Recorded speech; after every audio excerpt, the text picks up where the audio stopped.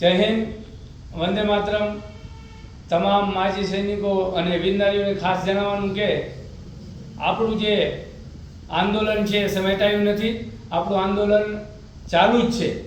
એટલે કોઈ વ્યક્તિ એવું ન સમજે કે આપણે જે 19 તારીખે ધરણા પ્રદર્શન કે મહારેલીનું આયોજન કર્યું હતું એના પછી આપણે ડિટેન કરવામાં આવ્યા હતા એટલે આ આંદોલન હવે સમાપ્ત થઈ ગયું છે. મિત્રો, આ આંદોલન હવે જ ચાલુ થાય છે.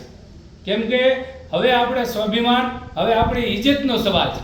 આપણી વીરનારીઓને જે ડિટેન કરવામાં આવ્યા હતા એને ઘસડી લઈ જવામાં આવ્યા હતા એટલે હવે આપણા ગિરેબાન ઉપર હાથ નાખ્યો છે, આપણી ઇજ્જત ઉપર હાથ નાખ્યો છે. આપણી ઇજ્જત રોડ ઉપર નીલામ થઈ છે. એટલે મિત્રો, સર્વે માજી સૈનિકોને કહું છું કે હવે આ આંદોલન જન જન સુધી પહોંચાડો, ગામડે ગામડે પહોંચાડો. મિત્રો, મેં એક સમર્થન પત્ર ગ્રુપમાં વોટ્સએપ ગ્રુપમાં નાખ્યો છે. એ તમામ જે સમર્થન પત્ર જેમને પણ મળી ગયું હોય એ પોતાના ગામના સરપંચોને, પોતાના ગામના આગેવાનોને, પોતાના સમાજના આગેવાનોને, જે પણ ધારાસભ્યો હોય, સાંસદ સભ્યો હોય, તમામને જો એક સૈનિક તરીકે સમર્થન કરવા માંગતા હોય એ તમામનો સમર્થન પત્ર લેટર ઉપર લખાવીને લઈ આવો. આ બધી આપણી ફરજ છે. આપણા માજી સૈનિકોને ભલે ગામડે ગામડે જવું પડે, ભલે એમના સુધી ધારાસભ્ય કે સાંસદ સુધી જવું પડે, જાઓ અને આ સમર્થન પત્ર આપણા પક્ષે એમને કહેવાનું કે જો તમે ખરેખર સૈનિક પ્રત્યે જો અમને પ્રેમ કરો છો તો તમારી પાર્ટીને સાઈડમાં રાખો, તમારી જે પણ વિચારધારા હોય એને સાઈડમાં રાખો. અત્યારે હાલ કેવલ અમે એક સૈનિક તરીકે તમારું સમર્થન જોઈએ છીએ અને અમને આ જે પણ અમારા પ્રશ્નો છે, જે અમારા મુદ્દાઓ છે એમનું હકારાત્મક અભિગમ સરકાર તરફથી આવે એમાં અમને સમર્થન કરો. આ બાબત તમામ સુધી પહોંચાડો અને તમામે આ કાર્યવાહી કરવાની છે. બીજું કે મેં એક આવેદનપત્ર પણ આપણા વોટ્સએપ ગ્રુપમાં મૂક્યું છે. એ તમામ માજી સૈનિકો, ચાહે આપણા ગુજરાત માજી સૈનિક સંગઠનના હોદ્દેદારો હોય કે હોદ્દેદારો ન હોય, તમામ માજી સૈનિકોએ પોતાના કલેક્ટરને, પોતાના મામલતદારશ્રીને એક આવેદન આપો અને એ આવેદન આપી અને એની કોપી અમને મોકલજો, સમર્થનની કોપી પણ અમને મોકલજો. આ તાલુકે અને જિલ્લે કરવાનું છે. કોઈને એવું થાય કે હું હોદ્દેદાર નથી તો હું કેવી રીતે કરી શકું? તો મિત્રો, તમે 4-5 માજી સૈનિકો મળી અને આવેદન આપી શકો છો, તમારી સાઇન કરી. એમાં કોઈને ડરની જરૂર નથી, કોઈ એમાં ખચકાટ રાખવાની જરૂર નથી. આપણે બધાએ સાથે મળી અને આપણા પ્રશ્નોનો હલ કરવાનો છે.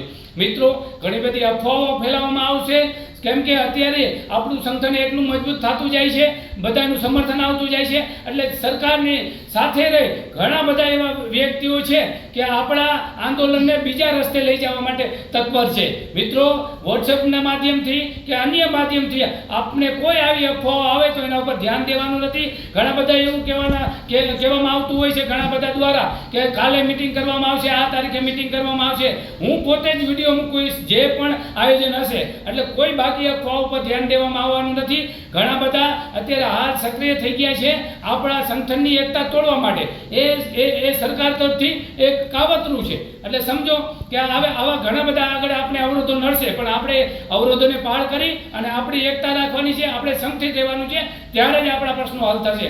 મિત્રો, જે પણ આયોજન હશે એમાં એક સાથે અને એક બુલંદ અવાજે આપણે બધા સાથે લડશું અને આ વખતે ડુ એન્ડ ડાય જરૂરથી આપણા તમામ જે પડતર મુદ્દાઓ છે લેવાના છે. પરંતુ આપણી એકતા અને સંગઠનની તાકાત બરકરાર રાખજો. વધારે કાંઈ કહેતો નથી. જે પણ અહીંથી મેસેજ મળશે એને અનુસરશો અને બધા એકી સાથે આપણે બધા આ બુલંદ અવાજમાં આપણા પ્રશ્નો પહોંચાડશું. આ મેસેજ, આ વિડીયો તમામ ગ્રુપમાં નાખજો. આપણે ક્યાંય બેસી નથી રહેવાનું. તમે તમારા ગામડે, તમારા તાલુકેથી, તમારા જિલ્લેથી તમે તમારી રીતે વિડીયોના માધ્યમથી કે અન્ય માધ્યમથી આ ચળવળ જે આચિંગારી છે એને હમણાં ચાલુ જ રાખશો જ્યાં સુધી આપણે મુદ્દાઓનું નિરાકરણ ન થાય ત્યાં સુધી. વધુ કાંઈ કહેતો નથી. આપ સૌનો ખૂબ ખૂબ આભાર. ફરીથી એકવાર ગુજરાત માજી સૈનિક સંગઠનની જે આપણી એકતાની જે આપણે સંકલિત છે એની જે તમામ માજી સૈનિકોની વીરનારીઓને ખૂબ ખૂબ આભાર વ્યક્ત કરું છું. Thank you. જય હિન્દ, વંદે માતરમ.